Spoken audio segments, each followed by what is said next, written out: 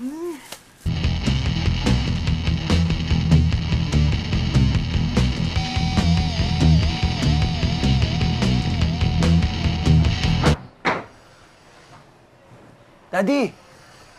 Ano bang plano mo? Gibayin itong bahay natin sa lakas ng pagtugtog mo?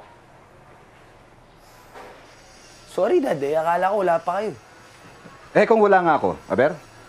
Ibig ba nung sabihin, magagawa mo na magwala rito at gawin niyan kung ano man ang gusto mo? Sorry po. Nakausap ko ang principal ninyo kanina. Bagsak ka na naman sa halos lahat ng subjects. Pati Pilipino na hindi mo na ipasang-awa.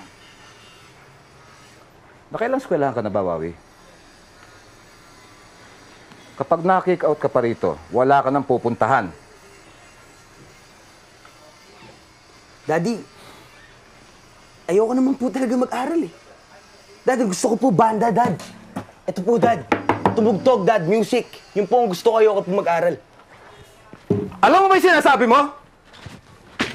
Daddy, wag! Daddy! Daddy! Ikaw!